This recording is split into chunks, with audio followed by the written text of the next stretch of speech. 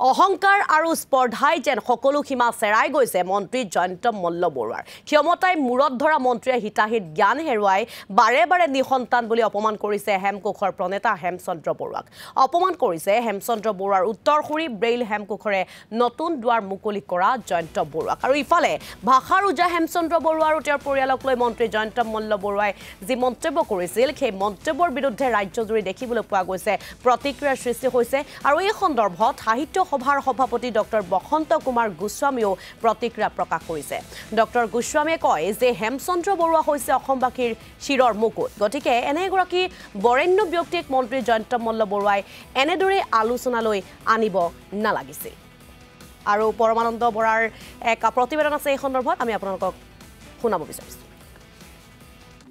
নিশ্চয়কৈ যিটো সময়ত অসম চৰকাৰৰ কেবিনেট মন্ত্ৰী জয়ন্ত মল্ল বৰুৱাই হেমকোষৰ প্ৰণেতা ভাষাবিদ হেমচন্দ্ৰ বৰুৱাৰ লৈ প্ৰশ্ন উত্থাপন কৰিছে হেমকোষৰ প্ৰকাশক জয়ন্ত বৰুৱাৰ বংশবৃক্ষক লৈ প্ৰশ্ন উত্থাপন কৰিছে সেইটো সময়তে সেই প্ৰশ্ন কিমান যুক্তিসংগত এই কথা জানিবৰ বাবে আমি উপস্থিত হৈছো অসম সাহিত্য সভাৰ সভাপতি ডক্টৰ বসন্ত কুমাৰ গোস্বামীৰ ওচৰত আৰু এই মুহূৰ্তত আমি ছাৰৰ ওচৰলৈ যাব বিচাৰিছো ছাৰ মন্ত্ৰীজনে যি প্ৰশ্ন উত্থাপন কৰিছে এই প্ৰশ্ন কিমান যুক্তিসংগত কি ক'ব এই মুহূৰ্তত আপুনি আচলতে আমাৰ ৰাইজৰ প্ৰতিনিধিসকল বিনয়ী আৰু সেৱক হ'ব লাগে আৰু দ্বিতীয়তে ক্ষমতা এটা পালে মানে অহংকাৰ ভাৱটো মনত থাকিব নালাগে ক্ষমতা সম্পৰ্কত এগৰাকী বিদগ্ধ পণ্ডিতে কৈছিল যে এজন মানুহক অকণমান ক্ষমতা দি চোৱা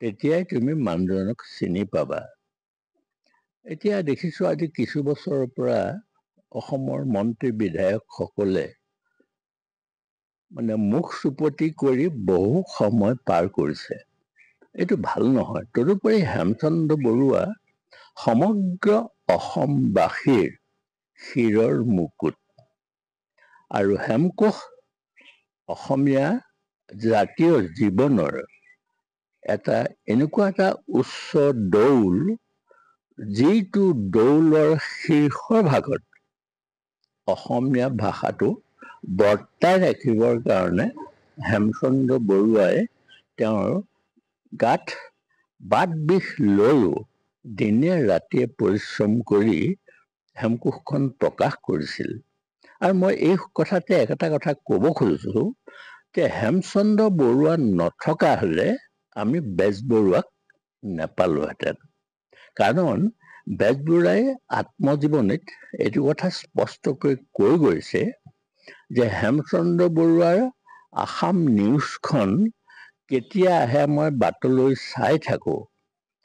চাই থাকি মই যেতিয়া আসাম নিউজখন মোৰ হাতত পৰে মই পঢ়োঁ বুলি ঠিক নহয় মই গোটে গিলো আৰু আসাম নিউজ পঢ়িয়েই মই অসমীয়া ভাষা সুন্দৰকৈ লিখিবলৈ শিকিলোঁ এই তেনে এজন মহিয়ান লোকক মই ভাবোঁ ৰাজনীতিকসকলে তেওঁলোকৰ আলোচনালৈ আনিব নালাগে দ্বিতীয় কথাটো হ'ল হেমচন্দ্ৰ বৰুৱাৰ যিটো বংশলতা খুব স্পষ্টভাৱে মই ক'ব পাৰোঁ ৰজা জয়ধ্বজ সিংহৰ দিনত কান্যকুব্জৰ পৰা এজন ব্ৰাহ্মণ আনিছিল তেওঁৰ নাম হ'ল কলিবৰ আছিল বিদগ্ধ সংস্কৃত পণ্ডিত আৰু তেওঁ আয়ুৰ্বেদ শাস্ত্ৰত পাৰংগত আছিল আৰু সেই কলিবৰৰে পুতেক হ'ল গোবিন্দ বৰুৱা আছিল বিখ্যাত বৈদ্য আয়ুৰ্বেদিক বৈদ্য এবাৰ জয়ধ্বজ সিংহৰ ৰজাৰ এটা মৰমৰ হাতী বেমাৰত পৰিছিল ৰাজ্যখনৰ সকলো চিকিৎসককে তেওঁ মাতি আনিলে কিন্তু ভাল কৰিব নোৱাৰিলে তাৰপিছত গোবিন্দ বৰুৱাক তেওঁ মতাই নি তেওঁ গোবিন্দ বৰুৱাই যেতিয়া চিকিৎসা কৰোঁতে হাতীটোৰ চাৰিওফালে এখন কাপোৰৰ বেৰ দি লৈছিল লৈ পেলাই দেখিলে যে হাতীটোৰ ভৰিটোত এডাল হুল সোমাই আছে আৰু গোবিন্দ বেজবৰুৱাই গোবিন্দ বৰুৱাই সেই হুলডাল উলিয়াই দিয়াৰ পিছত হাতীটো ভাল হলত ৰজা জয়ধ্বজ সিংহই গোবিন্দ বৰুৱাক ক'লে যে তেওঁ একা চেকা বংশৰ লোক।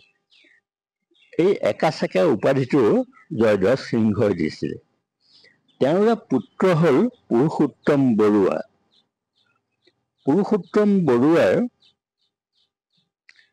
3জন পুত্ৰ, মাজুপুত্ৰ জয়হৰি, আৰু মাজুপুত্ৰ জয়হৰি আছিলে।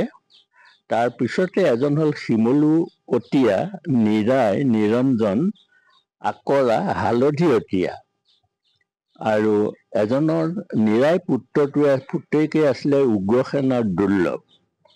এই পুৰুষোত্তম বৰুৱাৰ পৰৱৰ্তী ঋগেশ হ'ল নিৰঞ্জন বেজবৰুৱা, আৰু নিৰঞ্জন বেজবৰুৱাৰ পুত্ৰ হ'ল জগন্নাথ বৰভাণ্ডাৰী বৰুৱা। জগন্নাথ বৰভাণ্ডাৰী বৰুৱাৰ 7টা পুত্ৰ আছিল।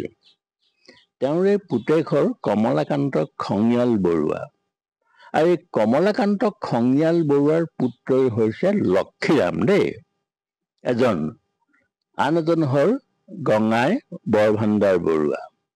এই লক্ষীৰামৰ কথাটো মই এইকাৰণে উল্লেখ কৰি থলো যে শিৱসাগৰত হেমচন্দ্ৰ বৰুৱাক নি চাকৰিত সোমাই দিছিল এই লক্ষীৰাম বৰুৱাই, খুৰাক তেওঁৰ। তাৰপিছতে আহিলে কমলাকান্ত খঙিয়াল বৰুৱা, তাৰপিছত গঙাই বৰভাণ্ডাৰ বৰুৱা, মধুৰাম বেজবৰুৱা আৰু মুক্তাৰাম বৰুৱা। এই মুক্তাৰাম বৰুৱাৰে জ্যেষ্ঠ পুত্ৰ হ'ল হেমচন্দ্ৰ বৰুৱা, আৰু দ্বিতীয়জন হ'ল তুলসীৰাম বৰুৱা, আৰু তৃতীয়জন হ'ল কমল। এই তুলসীৰাম বৰুৱাৰ ল'ৰাই হৈছে আনন্দৰাম বৰুৱা। আনন্দৰাম বৰুৱাৰ ল'ৰাই হৈছে দেৱানন্দ বৰুৱা, আৰু দেৱানন্দ বৰুৱাৰ পুত্ৰ হৈছে জয়ন্ত বৰুৱা। এতিয়া কথা হ'ল হেমচন্দ্ৰ বৰুৱাৰ তেখেতৰ পৰিবাৰ পদ্মাৱতী, তেখেতৰ কন্যা পৰিবাৰ 2গৰাকীয়ে ঢুকাল। গতিকে লক্ষীৰাম বৰুৱাই তেওঁক মাহে 5 টকা, 4 টকা, মাহে 5 টকা দৰমহা পোৱাৰ ব্যৱস্থা এটি কোৰ্টত কৰি দিলে, আৰু সেইটোৱে তেওঁৰ জীৱনৰ আটাইতকৈ সোণালী পথটো ৰঙীন কৰি তুলিলে। তাতেই তেওঁ ইংৰাজী শিকিলে, হিন্দী শিকিলে, ব্ৰজাৱলী শিকিলে, আৰু আটাইতকৈ গুৰুত্বপূৰ্ণ কথাটো হ'ল তেওঁ সংস্কৃত শিকিলে। কোনো দিন বিদ্যালয়লৈ নোযোৱাকৈ তেওঁ সংস্কৃত, অসমীয়াটো কথাই নাই, হিন্দী, ব্ৰজাৱলী আৰু ইংৰাজী অতি সুন্দৰকৈ তেওঁ শিকিছে। মন্ত্ৰীজনে যে কৈছে জয়ন্ত বৰুৱা পৰিণতি নহয়, সেই কথাটো আপুনি কি ক'ব? এই কথাটো এটা ওলাই পৰিছে, কাৰণ আমাৰ ককাই ভাইবিলাকৰ মাজত মোৰ ভাইটিয়ে যেনিবা, তাৰ ল'ৰা এটা হ'ল, মোৰ লগত সম্পৰ্ক নাথাকিব নেকি? গতিকে জয়ন্ত বৰুৱাক আজু নাতি তেওঁলোকৰ পৰিয়ালৰ ফালৰ পৰা ভতিজাক আচলতে প্ৰথমজন, যিজন মই কৈছোঁ আপোনাৰ মুক্তাৰাম বৰুৱা। আৰু মুক্তাৰাম বৰুৱাৰ ঘৰ আছিলে আমাৰ দেৰগাঁৱৰ ৰাজাদুৱাৰত, আৰু তেওঁৰ দেউতাক আছিলে মুক্তাৰাম বৰুৱা, বিখ্যাত বৈদ্য আছিলে। গতিকে এই কথাটোবিলাক নজনাকৈ মানে এগৰাকী বিশেষকৈ ৰাজনীতিৰ বা বিধায়ক মন্ত্ৰীসকলে কোৱাটো উচিত নহয় বুলি মই ভাবোঁ, কাৰণ তেওঁলোক অসমৰ ৰাইজৰ একোগৰাকী প্ৰতিনিধি। তেওঁলোকৰ ওপৰত অসমৰ ৰাইজৰ গভীৰ আস্থা, প্ৰত্যয়, বিশ্বাস আছে। গতিকে সেই বিষয়াজনে বা মন্ত্ৰী বিধায়কে কোৱা কথাটো ৰাইজক ভুল পথে পৰিচালিত কৰিব নালাগে বুলি মই অনুভৱ কৰোঁ। আৰু সেইকাৰণে মই ভাবিছোঁ যে এই যিটো বিতৰ্ক হৈছে, বিতৰ্কটো ইমানতে সামৰণি পৰিব লাগে। আৰু জয়ন্ত মল্ল বৰুৱায়ো মই ভাবোঁ ৰাজহুৱাভাৱে অন্তত হেমচন্দ্ৰ বৰুৱা যিহেতু অসমৰ ৰাইজৰ শিৰৰ মুকুট, তেখেতক এই আলোচনাৰ মাজলৈ তেখেতে আনিব নালাগে। আৰু এনেদৰে হেমচন্দ্ৰ বৰুৱাক লৈ মন্ত্ৰী জয়ন্ত মল্ল বৰুৱাই কৰা মন্তব্যৰ প্ৰতিক্ৰিয়া অসম সাহিত্য সভাৰ সভাপতি ডক্টৰ বসন্ত কুমাৰ গোস্বামীৰ। ৰাজনৈতিকসকলে হেমচন্দ্ৰ বৰুৱাৰ দৰে স্বনামধন্য ব্যক্তিক সমালোচনাৰ আওতালৈ আনিব নালাগে, তেওঁৰ এই আহ্বান। আৰু লগতে এই যি বিতৰ্ক চলি আছে, বিতৰ্কৰ সামৰণি পেলাবৰ বাবে আহ্বান জনাইছে সভাপতিগৰাকী। আৰু তেওঁৰ প্ৰতিক্ৰিয়া আমি শুনিলোঁ আমাৰ সাংবাদিক পৰমানন্দ বৰাৰ জৰিয়তে। পৰমানন্দ, আপোনাক ধন্যবাদ জ্ঞাপন কৰিছোঁ।